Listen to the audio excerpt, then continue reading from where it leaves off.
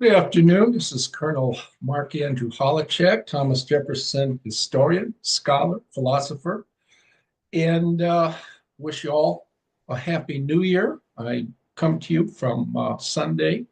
It is January the 5th, and for another episode of The Real Thomas Jefferson. What number it is, I don't know. I'll figure that out. Anyways, I want to talk to you about the movie 1995, Jefferson in Paris.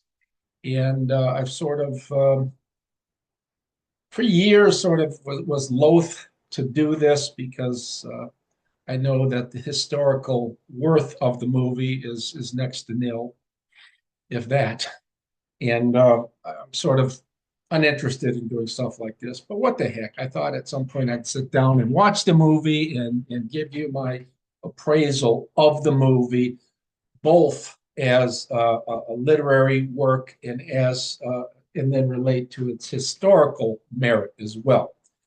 I want to say that space, it's a long movie of 2 hours, and space prohibits a lengthy synopsis of the plot. And that is needless anyway. I don't need to do that because as we go on in my analysis of the movie, you find out that the movie is relatively plotless. Now, in just the movie follows Thomas Jefferson's forays while he's minister plenipotentiary in France from 1784 to 1789, a 5 year span of his ministry. And as you can see here, for some reason to get into the mood of the movie, I'm here at a brothel in Zimbabwe, perhaps a suitable arena for such a review. So that's what you see in the background. It's rather lavish and extravagant and pricey, by the way. All right, so let's start off with the movie as literary fiction. Nick Nolte was cast in the lead role as Thomas Jefferson. I think that's a pretty good choice. He does, I think, a good and admirable job. His Jefferson, however, is very stiff. And one might expect that from Jefferson because Jefferson was a fairly stiff person. But on the other hand, I've noted in my psychobiography of Thomas Jefferson, called Thomas Jefferson's Psychobiography of American Lion, Jefferson was also sort of gangly. He was awkward, especially in social situations. He lean on one leg at times and cast his head to one side and so forth. And a lot of people visited Monticello and saw him socially, saw that he was a social misfit. That doesn't come out in Nolte's portrayal of Jefferson. I don't blame Nolte. I probably blame that as on the director, who wanted Jefferson to be a sort of stiff, scientific, um, uh, wise figure, sort of know-it-all. But his Jefferson is very adept in social settings, and Jefferson was not like that, right? Um, as I've mentioned in numerous occasions, Jefferson was a person who was more comfortable with his pen, right, than he was verbally. Though I would add that in conversations at Monticello, where he was at home, he could be relatively comfortable. All right, so other leading figures, Greta Scacchi, Italian actress. She plays Maria Cosway. And I think that's almost perfect casting physically because she's a very handsome woman. Scacchi plays Maria Cosway is a very cultured woman, so she fits the part from a physical perspective almost perfectly. Um, Simon Callow plays her eccentric husband, Richard Cosway. Cosway was known as a sort of monkeyish figure. That was said pejoratively, but also descriptively, because he sort of looked like a monkey. He was a very unattractive fellow. And he was a macaroni, a fop, a dandy. He dressed up in exaggerated fashion, in the latest fashions, exaggeratedly so, as an Italian fop. And he stood out in the crowd, and I think he certainly did that because he was one of the premier artists of his day in the world, number one. And number two, to sort of undermine his ugliness, to put it bluntly. He wasn't a very attractive person. So if he came across as a bit of a nut in social settings that might be expected of him. Um, but anyways, Callow does a pretty nice job. There is Condiwi Newton. She plays Sally Hemings. Seth Gilliam plays her brother James, and Newton for Sally Hemings is a pretty good choice. She is a handsome African American woman, and she plays Sally Hemings pretty well. I'm not talking about the plot here, just talking about the choice of people. Seth Gilliam, I think anybody could have played that equally as well.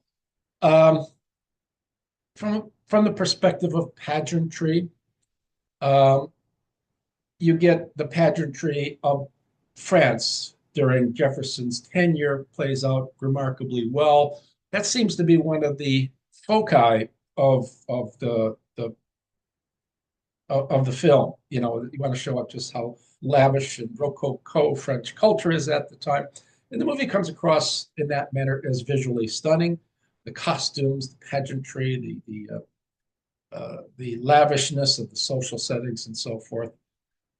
That's one of the merits of the movie, and that might be one of the few merits of the movie. And maybe too much of a focus on that detracts from other things that are supposed to be happening in the movie. Now, the movie begins with a reporter who is talking with Madison Hemings in Pike County, um, Ohio. Madison Hemings played by James Earl Jones, and James Earl Jones has a hard time doing a poor job of playing anybody. He does a good job of playing Madison Hemings, and he's talking about the early times and his mother and so forth. And the presumption here is that everything that follows just the memories of Madison Hemings. Madison Hemings in 1873, presumably in the Pike County Republican, published by James Wetmore, wrote memoirs. And I've discussed this before. These were not really memoirs. These are mostly fictive inventions of Wetmore to lead up to the climax in a series of essays, the first of which was on Thomas Jefferson being Madison Hemings' father. And so that was the big thing in this first article in his newspaper. Madison Hemings says, Jefferson was my father, and he fathered all of my siblings, right? Why this came out only in 1873 is an enormous question, and I think it's easy to answer that question. He never talked about this before, probably because it wasn't true, and he was probably financially strapped. And Wetmore's idea that Wetmore would have paid Madison Hemings a decent amount of his testimony to revivify his moribund, his dying newspaper. Anyway, so James Earl Jones, Madison Hemings is talking about Jefferson as his father. So we fall back to Jefferson in Paris. Jefferson meets the Italian artist Maria Cosway, right, who has been living in London. She married Richard Cosway. I talked about this on an earlier essay. She marries the artist Richard Cosway, who's like a monkeyish figure, very talented, and who is a close friend of soon-to-be King George IV, right? The prince in waiting, right? So Jefferson meets Maria Cosway in true to form, and this is true to the story. He falls in love with her, and she falls for him. There are many scenes in the movie where you see the mutual affection between the two on display. Here's one of the problems. Nolte's Jefferson is a Lothario, at least a bit of one. And Jefferson was, as I've shown in several publications, my psychobiography and other books, the book on Jefferson, Maria Cosway, talked about last time. Jefferson was no Lothario. In fact, he was mightily clumsy around women. I think I've shown that abundantly well. And so to play him as a Lothario in Paris just doesn't work for me. Most scholars are not aware of that, but anyways, it doesn't work for me. Jefferson was gauche around women. Now, he At some point, Sally Hemings comes with Mary Jefferson at the time. She'd be Maria when she comes to Paris. 1780, 2.5 years into Jefferson's tenure, he gets there in 1784. 2.5 years later, Maria Jefferson shows up with Sally Hemings. And during the movie here, Sally Hemings is 14 years old. She's fairly attractive. But she's a slave and she's illiterate. And for some reason, Jefferson falls for her slowly. She suggests some sort of he breaks his wrist, and Maria Cosway suggests doctors and things like that. She goes, "No, I have a home remedy," and she applies the home remedy.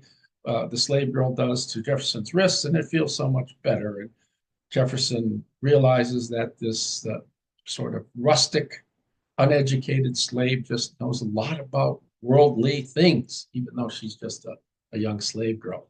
He starts to fall for her. Cosway takes immediate notice of Hemings as a rival. Now, in real life, there's absolutely no evidence that the two met. And I suspect they never met. If they did, it was a sort of a casual acquaintance where they weren't even introduced. But I don't know that they ever met. But here in the movie, they meet several times. They need that to build up the tension. And Cosway, who's in love with Jefferson, Jefferson's in love with Cosway. Jefferson's starting to fall for this little uneducated slave girl. And at some point, Cosway's not happy with this, right? Now, Cosway, as I noted before, is a talented musician. She writes her own music at times. She composes it she plays on the harpsichord, other instruments. She sings beautifully. And she is one of the foremost artists, sketchers, painters, female painters in the world at the time. She has an extraordinary reputation, right? She paints more than portraits. Portrait painting is what people did at the time to make a living. It's sort of like being a photographer who does weddings. It's not what you really want to do, but it pays the bills. So she does landscapes, biblical themes, and all the things that established painters would do, people that are not interested in making money, but establishing themselves as great artists. So she's an abundantly talented woman. Hemings is she's a comely 14-year-old slave girl, presumably very likely illiterate. The big question to me is, in the movie, he starts falling for Hemings. Why would someone who has a woman who's at least equally attractive and abundantly talented in the fine arts, why is he going to fall for an illiterate slave? They never answer that question in the movie. It's a question that needs to be answered. It's a question that the pro-paternity people need to answer, and they are reluctant, right, to do that. It just, to me, requires an explanation, and in itself, Jefferson was not gifted with looks, but he wasn't unattractive. And with a man with his intelligence, his reputation as minister plenipotentiary, look at Franklin. He made the rounds with women in Paris and did quite well, presumably, for himself in a sexual manner. That's all well known to people. And Jefferson, had he wanted to do something similar, could have, he attracted the interest of many a woman in Parisian society. Why did he fall for Sally Hemings? All right, so we get to the real problem with the movie from a literary perspective. Not interested in the history yet. It doesn't have any conjoining thread. What's the plot? There is no plot. Now, real life, of course, doesn't have a plot. When a person dies, we give a eulogy, and a eulogy, in some sense, to provide a unifying thread to a person's life when there is none, to sort of sum up what a person meant and the loss of this person is going to mean for all people everywhere. But real life, we know, doesn't have a plot. But movies, like novels, like even historical narratives, need to have a plot. They need to have a historical narrative needs to have a thesis. What are you arguing for? What are you arguing in this historical document?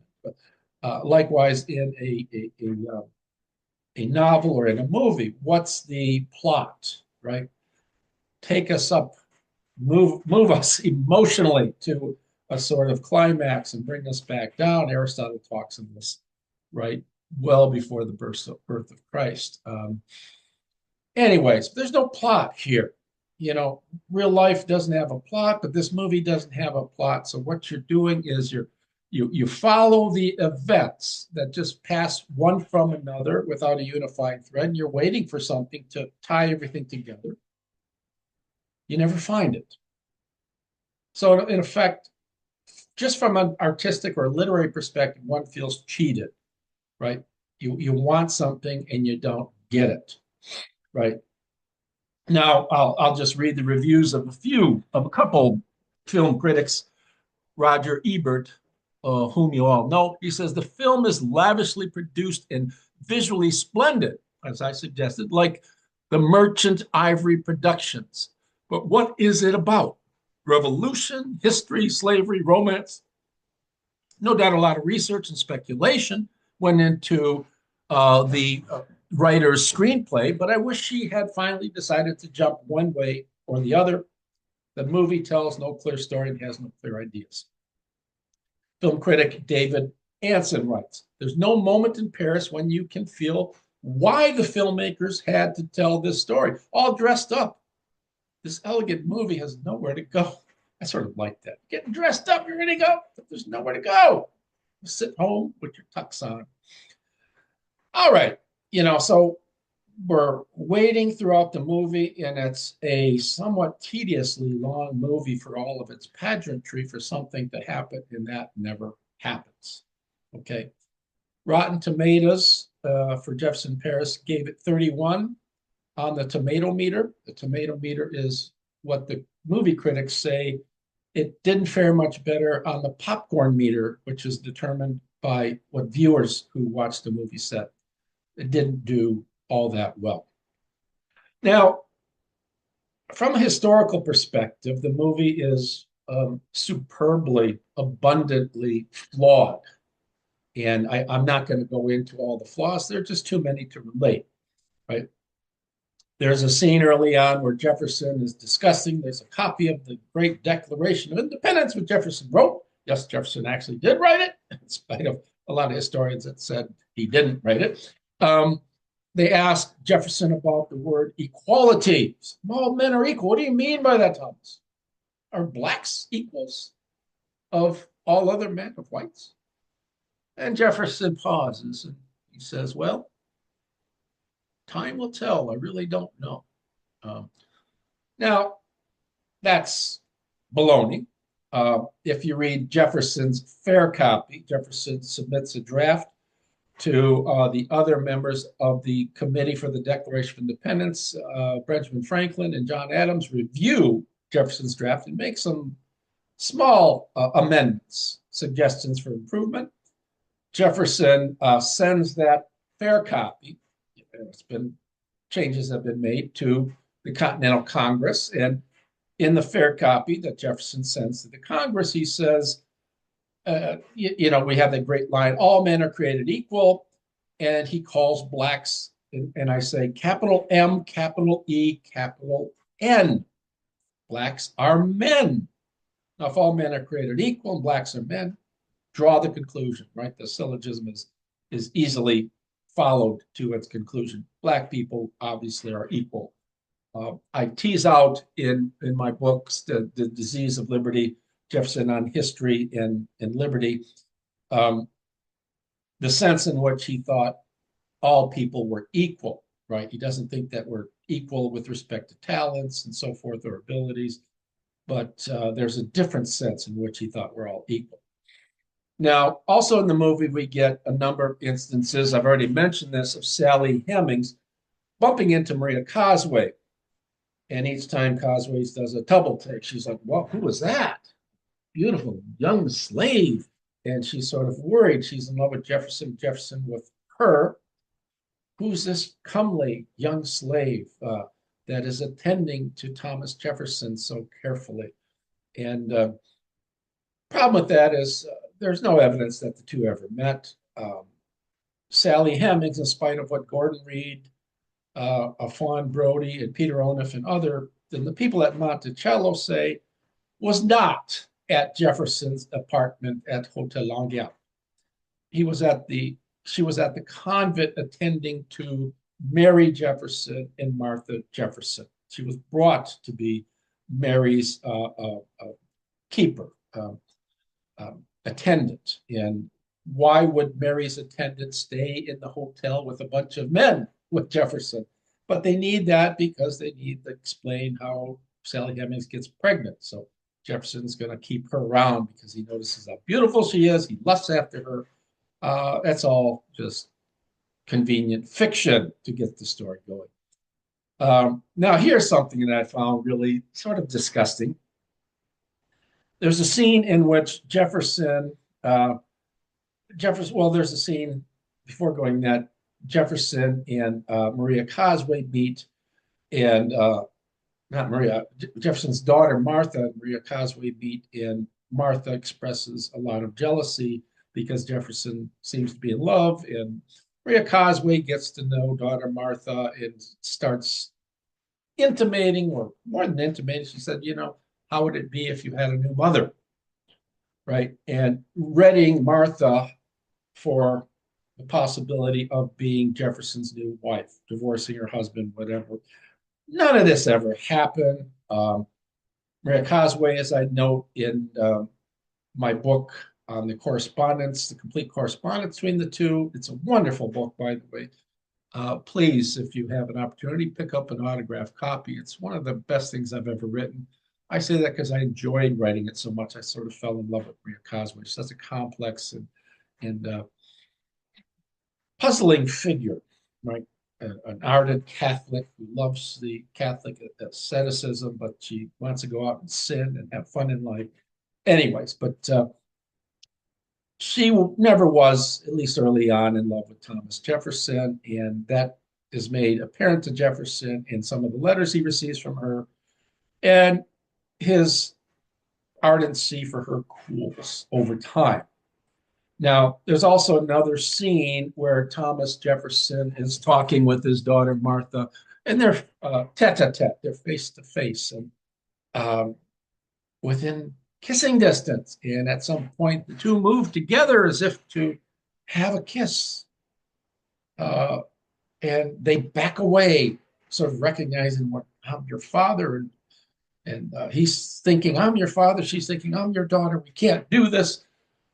That was just ridiculous. Why was that put in? Well, in her 1974 book, Fawn Brodie relates a letter. I'll read this letter. This is written on 1792 while Jefferson is working as Secretary of State for George Washington. And Jefferson writes to her on March 22, 1792. The ensuing year will be the longest of my life and the last of such hateful labors. The next year, we will sow our cabbages together. Now, Fawn Brodie picks this up and she says, there is as much yearning in that letter as if he were writing to a mistress. Now, I find that really armchair and pathetic psychoanalytic interpretation. She was not trained as a psychoanalyst. She dabbled in it, and she's doing a psychoanalytic interpretation.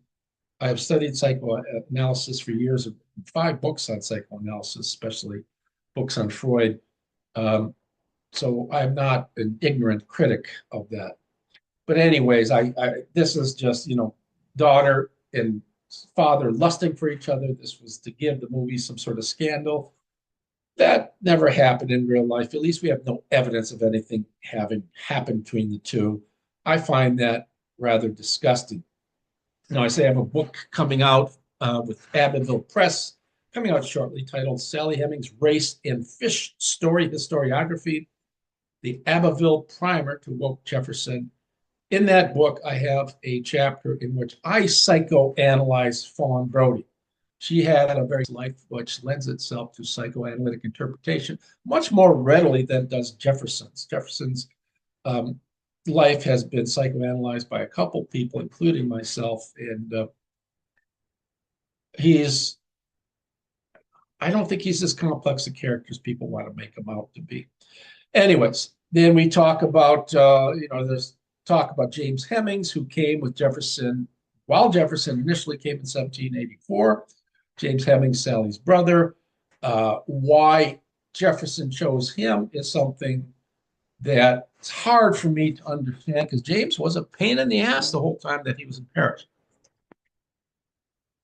James in the movie is a clever, conniving figure, right, who speaks French capably in the movie. In real life, he didn't speak French capably. He was terrible at French, so much so that he had to pay for his own French lessons. And he was a difficult figure to corral. At one point, he actually beat up his French teacher, and the French teacher came to Jefferson and complained of the physicality of the brutish boy. Right? There was no slavery in France at the time, and you know, Jefferson could treat the young man as an attendant, but he wasn't to be treated as a slave.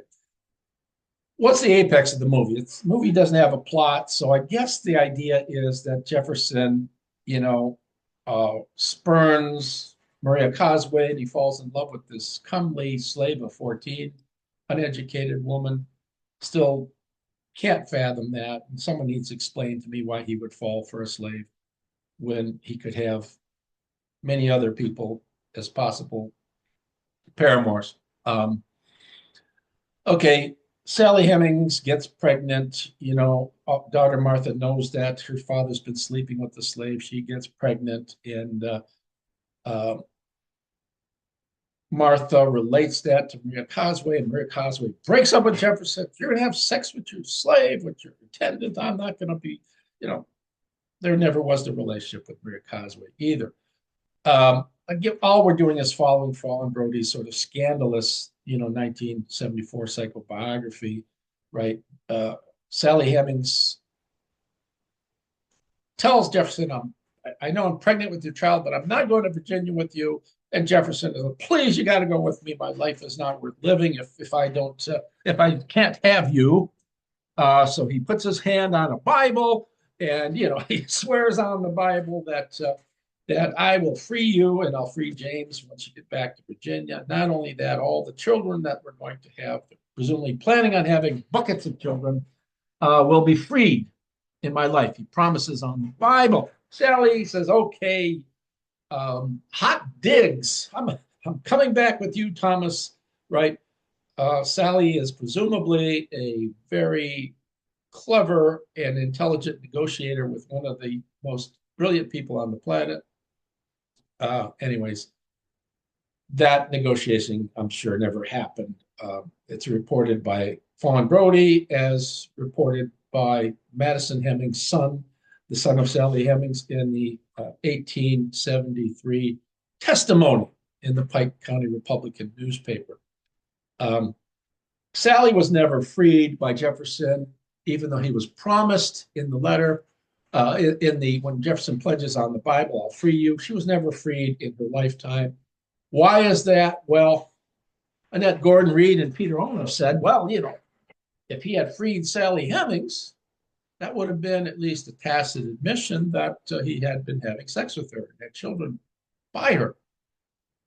Right? Doesn't want the scandal for the family. Well, being with her and having sex with her over a 40-year span, according to Onuf and Gordon Reed and the people at Monticello, that would have been much, much more scandalous. How could it not have been observed at some point that Jefferson is shacking up with Sally Hemings? How can he do that over 40 years with nobody? And there were as many as 50 people at Monticello, sometimes staying overnight, especially when he retired. Nobody saw anything. Well, Gordon Reed, Onuf, and people like that said Jefferson was great at hiding things. Right? So, it's just too ridiculous to believe. All right. Now,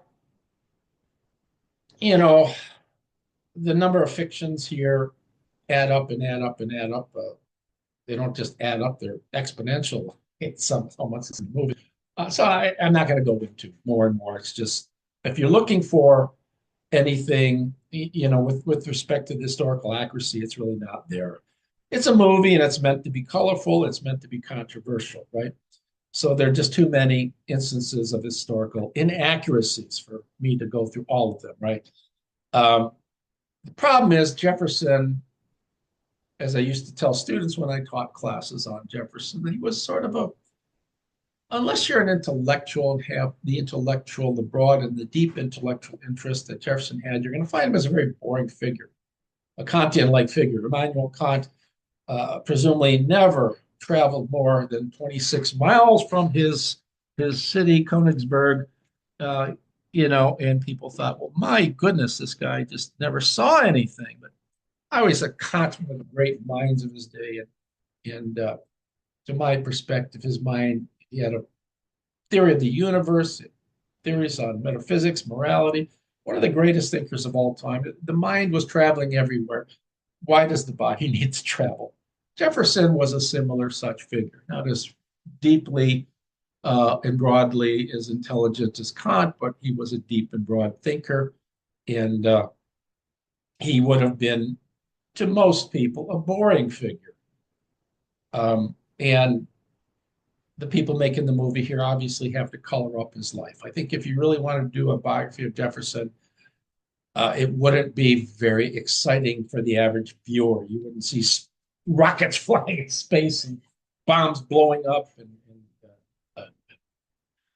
all sorts of animals being killed and all sorts of things like that, like you do in the movies today. It did really poorly at the box office. It cost 14 million to make, and its return was not even one third of that 14 million. So, what's my overall verdict? Well, if you want to learn something about Jefferson Valleys in Paris, forget it. This is not the movie that's going to tell you anything. But then again, is there any sort of film that does that? Not really. Uh, so, from an historical perspective, the movie is relatively worthless, right? It is more interested in sensation than it is in historical accuracy. What about the movie from a literary perspective? I say, well, it's also disappointing. Why? There's no plot, there's no thesis, there's no theme, there's no unifying thread. What are you trying to say? Why are you making the movie? Why do we need to watch this? If it's just that Jefferson comes there, he meets Maria Cosway, lusts after her. His wife is dead, for quite a while. Lusts after Maria Cosway, she lusts after him. Then he meets a slave, falls in love with her, has sex with her, and has a baby.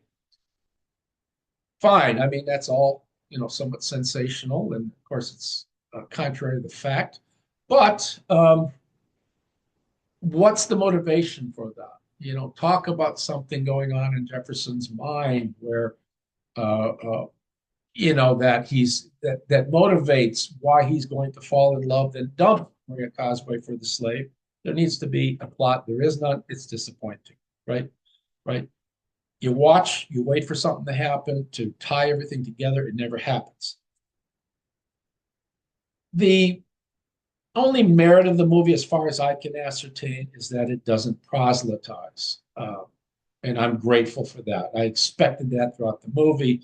I expected it to. I cannot abide books.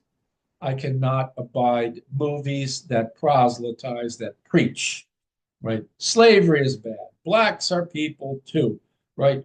The cultured Parisians are stuffy compared to the puritanical, right, colonists. We don't get any of that. Maybe some of that might be implicit in the movie, but I don't think so. I think it doesn't preach, and I'm grateful for that. Right? Uh, the Paris of the time comes across as tinsel, but there's no preaching going on. I'm glad for that. That's what I think is the main merit of the movie. Other than that, I would probably give it, and this is 2 out of 10 stars, which is pretty bad. If you like pageantry, watch the movie. If you're expecting plot, if you're expecting unity, you'll be greatly disappointed. Okay, from my brothel here in Uzbekistan, I bid you TTFN, Tata for now, and we shall do this next week, roughly at the same time. Have a good one. and Happy New Year.